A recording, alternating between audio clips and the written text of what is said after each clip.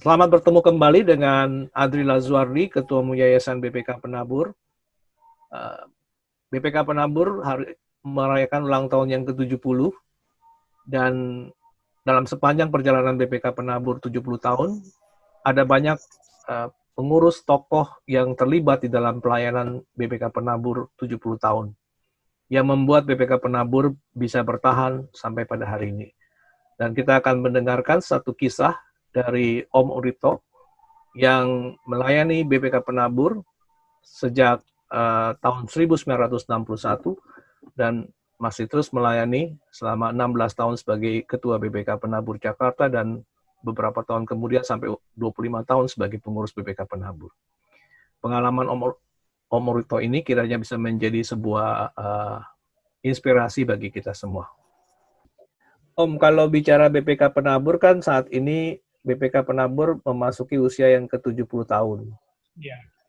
Jadi Om Rito juga pernah jadi ketua BPK Penabur di Jakarta dari tahun 1669 ya Om, Ya.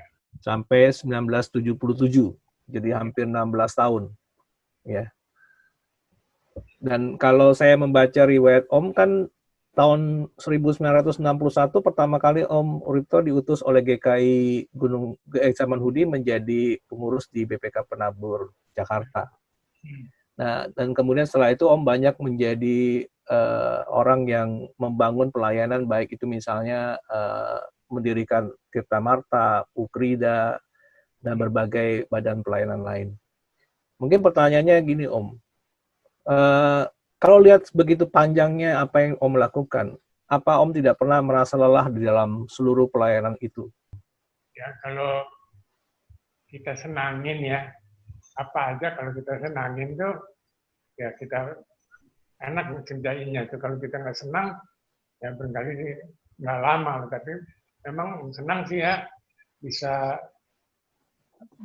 bisa melayani di bidang pendidikan. Karena kalau apa itu kita bicara mengenai pelayanan tuh, pelayanan untuk ke gereja itu kan pendidikan itu BPK Penabur itu pada saat itu merupakan apa itu extended arm atau lengan tangannya daripada gereja untuk melayani dan itu di bidang pendidikan. Dan memang senang di bidang pendidikan dari dulunya itu memang senang ya, dan itu berpegang kepada ada kata-kata Tionghoa itu yang mengatakan kalau seseorang merencanakan untuk 1 tahun, ia akan menanam padi. Tapi kalau ia merencanakan untuk 10 tahun, ia akan menanam pohon. Tapi kalau ia membuat rencana untuk 100 tahun, ia harus mendidik manusia. Jadi berpegang pada itu, senang buat apa itu melayani di bidang pendidikan. Maka dilakukannya dengan apa itu ya juga harus ada kesungguhan ya, harus ada passion juga ya di dalam sesuatu pekerjaan itu. Jadi kalau misalnya kita bekerja dengan sungguh-sungguh, ada waktu yang kita sediakan, banyak orang yang dituntut untuk diangkat untuk jadi pengurus tuh, pengurus apa aja ya, dia mau terima, jabatannya mau terima, tetapi dia nggak bisa disediakan waktu untuk pelayanannya. Sehingga apa yang dia lakukan untuk pelayanan itu nggak optimal ya. Dan di bidang pendidikan itu sangat banyak yang bisa kita lakukan. Sebab di sini kita mendidik manusia dan manusia itu bermacam rupa ya. Dan juga kita bertanggung jawab kepada orang tua murid ya. Dan juga bertanggung jawab kepada gereja, ya, terutama kepada Tuhan yang bertanggung jawab. Kalau kita diberikan kesempatan, kita bersyukur diberikan kesempatan, dan kita perlu lakukannya itu dengan sungguh-sungguh, dengan membuatkan waktu, dengan apa itu, dengan pemikiran yang penuh, Ya, dengan passion. Nah, kalau dengan passion nanti segala apa itu yang kita lakukan itu bisa keluar yang baik-baik yang kita bisa berikan. Itulah yang membuat untuk senang di pendidikan. Ya. Jadi rasa senang itu penting ya Om ya. Ya, kita senang di pendidikan, kita senangi kerjaan yang kita senangnya itu kita bisa lakukannya dengan baik. Nah, kalau Om melihat hari ini BPK Penabur, seperti apa yang Om lihat 70 tahun BPK Penabur, Om? Ya, barangkali suasananya, kondisi keadaan masyarakatnya, sosialnya lain, maka pemikirannya juga lain ya. Jadi yang dilakukan oleh pengurus-pengurus sekarang juga, kalau menurut lihat sih banyak lainnya lah. Jadi kalau misalnya kita melihat apa yang dilakukan sekarang, ya nggak bisa dikatakan bahwa sekarang lebih baik atau yang dulu lebih baik, nggak bisa. Ya, keadaan sekarang ini berarti menuntut harus dilakukan begitu. Terus waktu di tahun 60-an itu karena keadaan BPK Penabur itu kekurangan segala-galanya ya, kekurangan duit, kekurangan tenaga, kekurangan guru, semuanya kurang. Yang kita pikir adalah apa yang kita bisa berikan kepada anak didik kita, apa yang kita bisa berikan kepada orang tua murid seperti yang diharapkan. Sebab memikir juga anak-anak itu Tina sama Oki itu sekolah di BPK Penabur. Jadi perlu apa yang kita harapkan itu pendidikan yang baik. Ya. Jadi perhatian kita kepada sekolahan itu, kepada semua program-program sekolahan itu adalah arahnya apa yang terbaik yang kita bisa lakukan. Ya. Yeah. Saya pikir dulu itu sekolah-sekolah yang sekolah-sekolah lain itu nggak pernah mikirkan bahwa anak didik kita itu mesti dilihat kesehatannya. Di mana sekolah-sekolah lain ada mempunyai dokter gigi, kita punya 2 dokter gigi. Nah, di mana sekolah-sekolah lain itu bisa memberikan pelayanan kesehatan mulai daripada TK sampai kepada SMA-nya itu diperhatikan ya. Nah, ya kebetulan saja bahwa kita mempunyai UFIDA sehingga pada saat-saat yang perlu itu kita bisa minta dokter-dokter UFIDA atau juga mahasiswanya sudah selesai untuk bantu melihat keadaan anak didik kita. Kita pada masa-masa itu ya, karena saban hari itu mengunjungi sekolah di Jalan Pembangunan. Ya, sebagai wali. Ada guru-guru yang mengeluh. Ada guru-guru yang mengeluh. Anak-anak ini katanya susah nih dididiknya deh. Jadi kalau dikasih pelajaran itu nggak pernah masuk di otaknya gitu ya. Nih, antara kita sama hari berkumpul sama guru-guru itu menyampaikan apa yang menjadi persoalan mereka. Antaranya itu. Jadi coba melihat di kelas. Dan anak-anak yang dianggap bahwa agak terbelakang, agak lambat itu ditaruh di tempat duduk di belakang. Itu pemikiran dari guru-guru pada saat itu, kalau lu males, misalnya nggak rajin, lu duduknya di belakang. Tapi itu justru satu tindakan yang sangat salah. Karena ternyata memikir barangkali ada sesuatu yang lain lah ya. Dia meminta UKRIDA kirim dokter-dokter, coba periksa di pembangunan siswa-siswanya ini kesehatannya. Jadi satu persatu diperiksa kesehatan. Pemeriksaan kesehatan itu menghasilkan apa? Ada anak-anak yang kupingnya kurang baik. Kurang mendengar ya. Ya. Dan ada yang penglihatannya kurang baik. Ada lagi yang menderita gangguan kesehatan lain seperti sakit gigi. Nah ini kemudian kita perdalam lebih lanjut, kita lihat bahwa anak-anak yang pendengarannya kurang baik ini harus diberikan cara pendidikannya apa itu yang pas lah.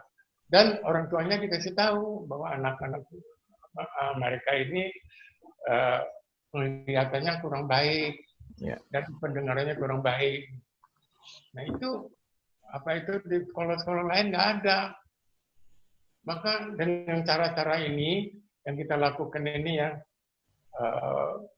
membuat orang tua itu menjadi senang sekolah, menempatkan anak-anaknya sekolah di BPK Penabur. Saya kira juga barangkali ini salah satu sebab hingga sekolah-sekolah penabur itu menjadi sekolah favorit ya. Kemudian waktu kita nggak ada pikir nama sekolah favorit juga pada saat itu nggak ada itu. Nah, itulah kira-kira yang membuat bahwa kita senang bahwa hasil daripada pelayanan kita itu menghasilkan anak-anak yang dididik dengan baik ya dan dapat menerima pendidikan dengan baik dan juga guru-guru. Saat masuk di BPK Penabur itu daftar itu gaji guru itu nggak cukup buat makan 1 minggu gajinya pada zaman itu ya ya. Iya, so bayar uang sekolah itu rekan berapa rupiah pada saat itu tahun 60-an. Jadi gaji yang mereka terima itu ya nggak cukup buat hidup seminggu deh. Iya. Sekarang gimana orang yang disuruh mendidik anak-anak kita, tapi penghidupannya nggak cukup, gajinya nggak cukup buat dia hidup seminggu. Nah ini yang mempunyai tindakan rasanya usul kepada teman-teman di pengurus KPS itu bahwa kalau kita mau anak-anak kita dididik dengan baik, kita perlu mempunyai pendidik-pendidik yang baik ya. Dan pendidik-pendidik yang baik itu perlu mempunyai waktu yang cukup, mempunyai pemikiran yang cukup. Kan kalau misalnya dia mesti mikirin keluarganya, mikirin anak-anaknya juga, ya bagaimana dia bisa memberikan pelayanan untuk murid-murid, untuk anak didiknya dengan baik ya. Nah ini tindakan yang sangat penting yang kita lakukan, yaitu kita kumpulin guru-guru, kepala-kepala sekolah kita kumpulin. Kita ajak bicara bagaimana caranya kita membuat sehingga pendidik-pendidik kita ini bisa memberikan pelayanan, menjalankan tugasnya dengan baik. Nah, itu kita ambil keputusan apapun yang kita harus lakukan, tapi yang penting bahwa gaji seorang guru harus memberikan dia hidup cukup untuk 1 bulan. Yeah. 1 bulan. Pada waktu itu meskipun gajinya nggak cukup buat seminggu, juga dibayarnya nggak langsung akhir bulan dibayar, dicicil. Jadi pertama-tama yang dilakukan dengan teman-teman itu nggak bisa diteruskan begini. Harus ada perubahan bahwa gaji guru harus cukup untuk dia hidup. Ya. Jadi sekarang gimana? Kalau misalnya itu uangnya dari mana gitu ya? Nah, tindakan itu kemudian kumpulin orang tua murid. Nah, itu kira-kira ada 200 orang tua murid di bangunan, bicara pada mereka, jelaskan bahwa sekolah ini adalah tempat di mana anak-anak kita dididik untuk jadi orang yang pinter, ya, yang terdidik.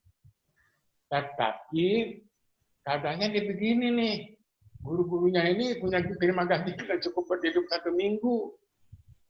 Bagaimana? Hasil daripada pembicaraan itu, semuanya itu setuju untuk mencukupi. Jadi orang tua itu kalau diajak bicara dengan baik, dengan alasan-alasan yang baik, mereka bisa mengerti.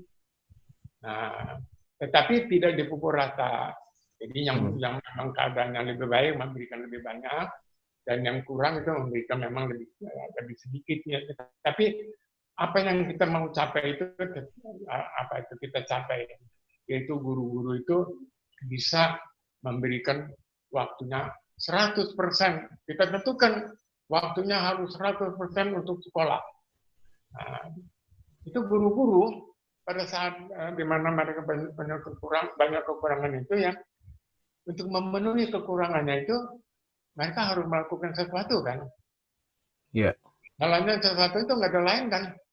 Dia ngajar pagi sampai jam 12, dia ngajar di BPK Penabur, di BPK Barat.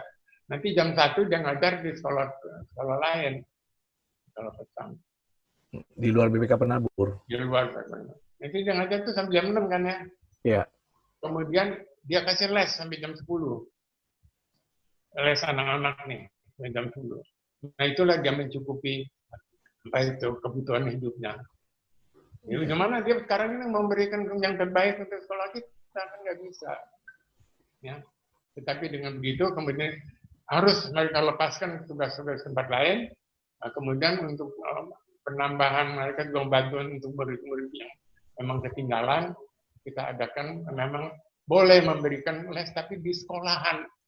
Dan tidak boleh guru memberikan les kepada muridnya. Dia boleh memberikan les kepada kelas yang lain. Jadi diatur gitu. Nah itu kemudian barangkali semua dihapus lah itulah. Itu kadang waktu tahun 60-an apa itu dalam tahun pertama itu sudah lakukan banyak hal yang memperbaiki kondisi daripada guru-guru dan sekolah. Yang lain adalah setelah apa itu orang-orang tua itu menyatakan mendukung, yang sangat luar biasa itu kita kelebihan duit. Yang kita butuhkan itu buat guru-guru, kemudian kita mempunyai kelebihan untuk memperbaiki gedung sekolah. Gedung sekolah kita yang di pembangunan itu tiang-tiangnya udah pada nyambung ke lantai, ngegelantung, timbang namanya tiang tapi ngegelantung di aulanya itu. Dan yang di pintu air itu dari bilik, bukan dari tembok. Tikus, kucing, anjing bisa keluar masuk seenaknya di kantor. Ya. Nah, dengan adanya kelebihan uang ini satu persatu sekolah ini kemudian bisa kita perbaiki. Tapi semuanya ini adalah dukungan daripada orang tua murid. Dan orang tua murid itu yang bisa diberikan pengertian. Jadi ada satu orang pengurus, dia tahu bahwa kita dari BPK Penabur, dan Penabur itu sangat baik dan sudah menjadi sekolah favorit segala. Dia tuh minta diberikan bekal katanya supaya mereka bisa mengurus sekolahannya sama seperti mengurus BPK Penabur. Gitu. Jadi yang pertama tanyakan kalian terima tugas ini senang apa enggak? Ya terpaksa katanya senang apa enggak senang, tentang anak-anak kita mesti diberikan pendidikan. Nah, kalau kita begitu, bilang punya waktu enggak yang diberikan kepada buat sekolahan, buat nggak pada bisa jawab. Yeah. Yang pertama itu kalau sudah tidak senang dan tidak punya waktu, jangan jadi pengurus. Kuncinya di situ ya Om ya. Kuncinya di situ. Bukan menjadi pengurus sekolahnya. Jangan mau pegang jabatan apapun kalau kita nggak bisa bikin waktu. Om, kalau saya memperhatikan Om sangat-sangat perhatian sekali pada guru-guru kan Om ya. Ya. Kalau Om lihat misalnya apa yang bisa Om sampaikan kepada guru-guru BPK Penabur sekarang ini Om. Kira-kira apa yang harus mereka punya, passion yang mereka harus punya sebagai seorang guru? Hampir nggak ada Om yang bisa sampaikan pada mereka. So, Om punya keadaan Om sekarang ini adalah lebih bodoh daripada mereka. Mereka itu sudah lebih pinter. Semua pengurus-pengurus sekarang itu semua lebih pinter dari Om.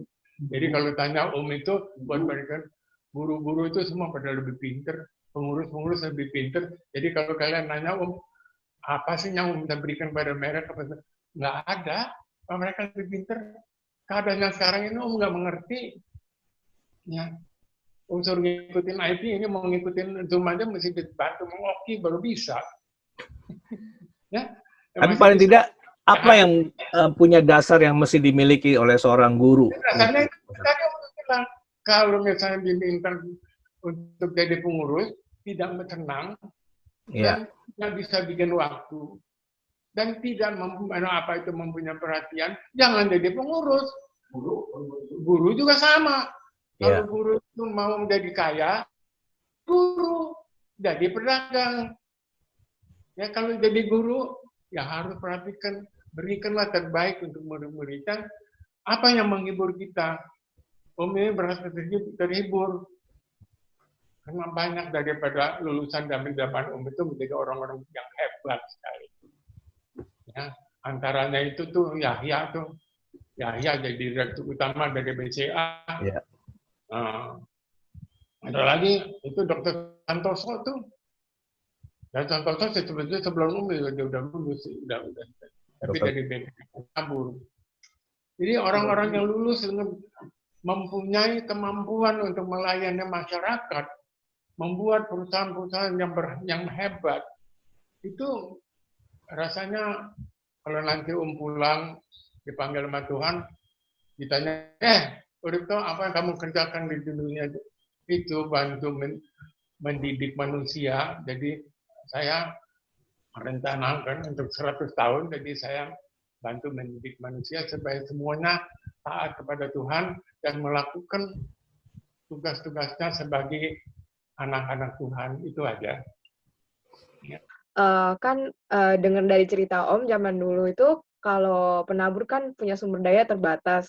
Nah, tapi kayak penabur berusaha untuk memfasilitasi murid-muridnya, padahal murid-muridnya individu itu punya kayak kebutuhan masing-masing, terus tiap anak kan beda-beda. Gimana cara dulu Yayasan Penabur bisa kayak memfasilitasi anak-anak dengan sumber daya yang terbatas seperti itu, dan juga kayak koordinasinya dengan pengurus lainnya?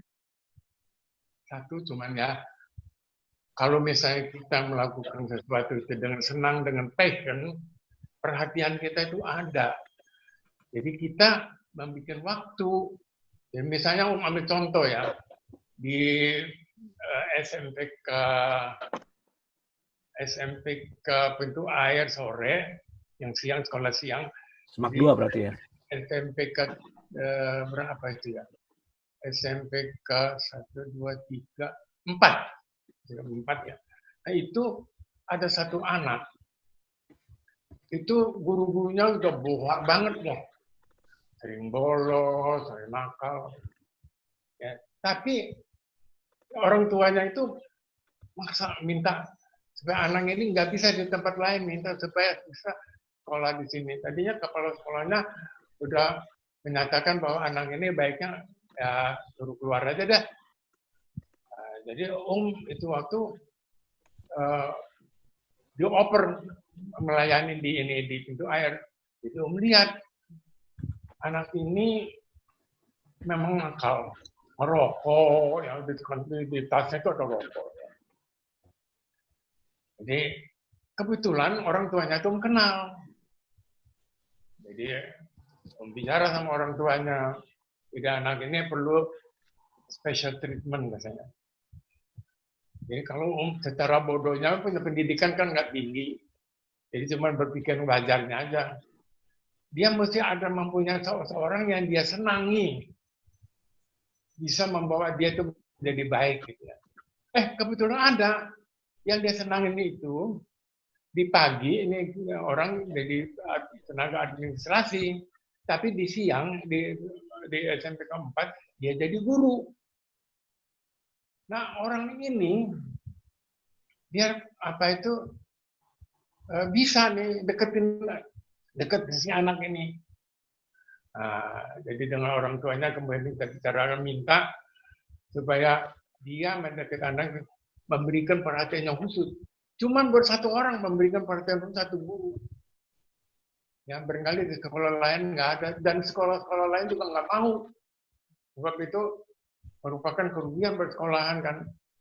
Tetapi kita telah menolong anak ini. Orang tuanya begitu terima kasih.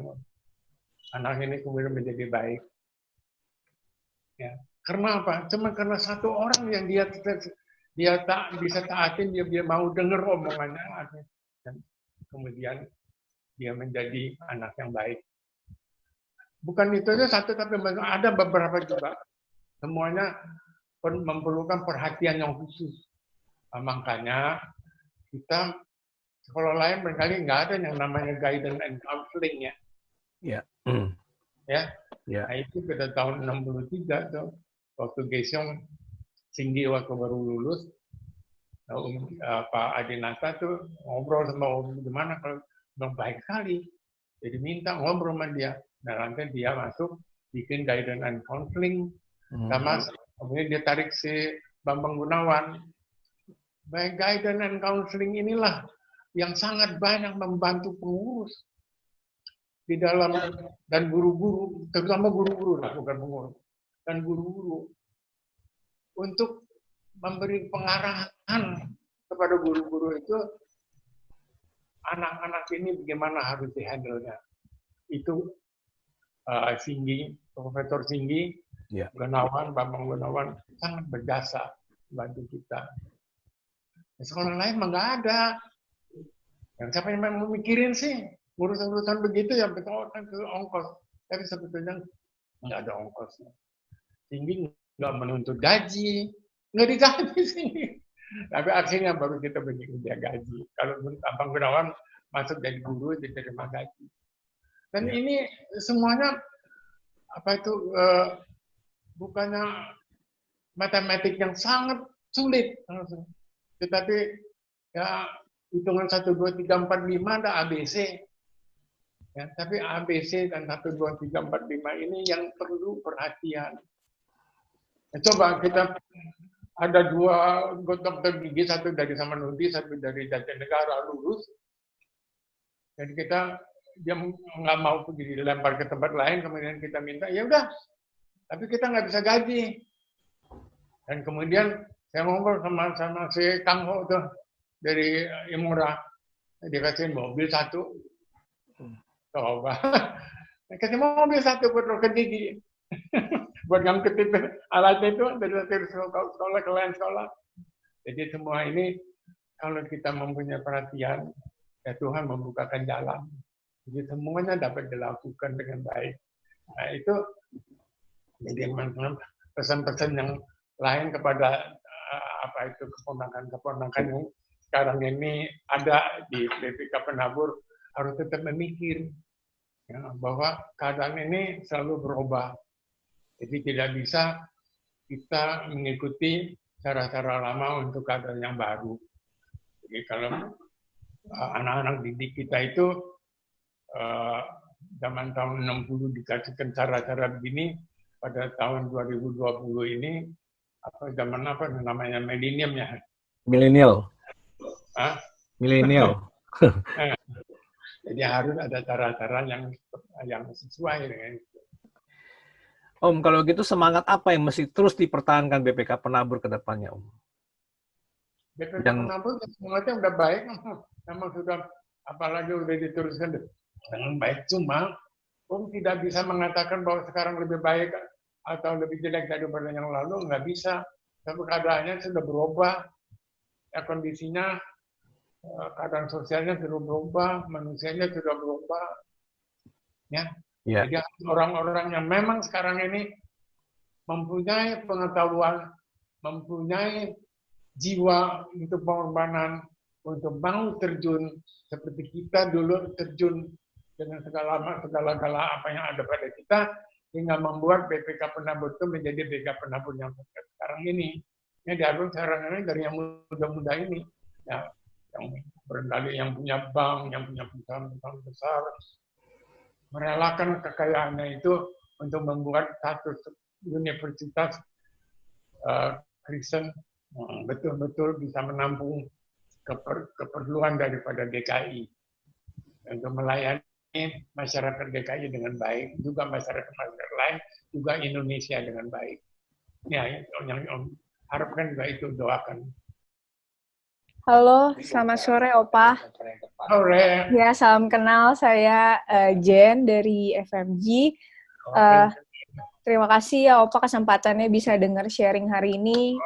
Sangat memberkati banget sih pribadi buat saya.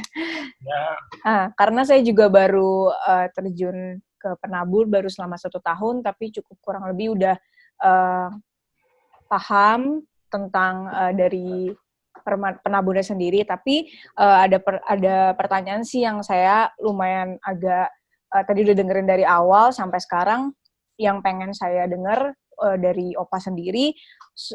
Sebenarnya apa sih Opa kayak tantangan terbesar Opa, atau mungkin titik terendah Opa selama Opa tuh berkecimpung di dunia pendidikan, khususnya di Penabur dan di Ukrida, yang membuat Opa tuh bisa kembali lagi tetap semangat. Kalau tadi kan di awal Opa selalu yang saya highlight itu adalah poin-poinnya adalah Opa tahu kalau ini adalah sebuah passion dan sebuah kesungguhan dan pelayanan yang memang diberikan untuk melayani sesama dan Tuhan. Tapi di titik di mana ketika zaman sekarang kan banyak hal yang kita lalui itu membuat kita pasti jadi down atau kita nggak semangat lagi. Tapi apa yang membuat Opa tuh akan tetap kembali semangat dan akan menjalankan pelayanan ini dengan semestinya kayak gitu. Jadi kilas baliknya mungkin dari Opa dari dulu sampai terakhir Opa melayani dan menjabat itu apa tips-tipsnya gitu, terutama untuk mungkin anak-anak muda yang sekarang sedang melewati masa-masa pandemi ini kayak gitu. Gitu aja sih dari saya, Opa. Makasih. Opa sih barangkali mengharapkan apa ya? Kalau sudah ada penerus-penerusnya juga dulu ini, rasanya udah senang lah bahwa kita syukuri bahwa dan teman-teman yang sudah melampaui waktunya untuk bertugas di GKI, di PGI, di bidang pendidikan ini diberikan kesempatan, kita syukurilah. Memang kalau ditanya apa itu tantangannya ya sangat banyak tantangan. Tapi kalau misalnya tantangan itu kita anggap sebagai kesempatan, akan lain ya. Kalau menganggap tantangan itu sebagai kesempatan gitu ya. Jadi Om juga di perusahaan sendiri mengalami banyak kesulitan, tantangan, sabar kali melibatkan satu kesulitan, satu problem, satu krisis, ya perusahaannya meningkat menjadi lebih besar, lebih baik. Begitu juga selama di BPK Penabur, selama di KPS, kapan kali kita bisa ngatasin tantangan itu berarti kemajuan untuk BPK Penaburnya. Ya istilahnya kayak naik kelas itu ya.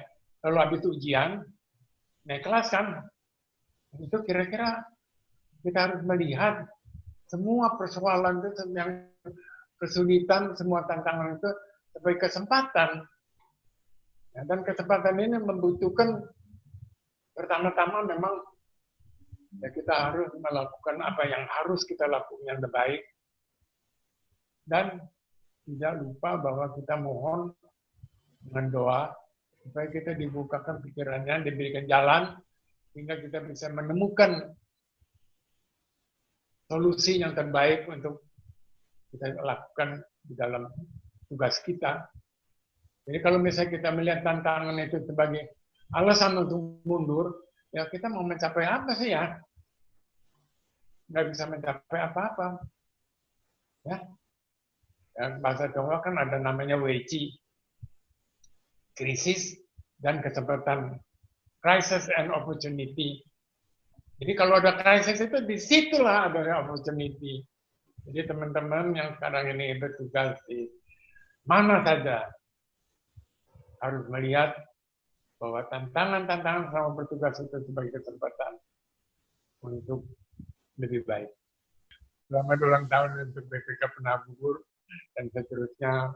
Marilah kita berdoa pada Tuhan supaya Tuhan selalu pakai tenaga-tenaga yang ada di sekitar DKI ini untuk melayani di bidang pendidikan, kepentingan daripada manusia, bukan hanya dari golongan DKI, tapi untuk Indonesia, untuk menjadikan manusia-manusia itu lebih pinter, lebih cerdas, dan bisa melakukan yang terbaik untuk Indonesia. Sekian dari Om. Demikianlah perbincangan saya dengan Om Urito dalam rangka ulang tahun yang ke-70 BPK Penabur. Semoga kisah Om Urito ini dapat memberikan gambaran perubahan positif masa lalu yang membangun masa kini dan juga perubahan yang lebih baik di masa mendatang.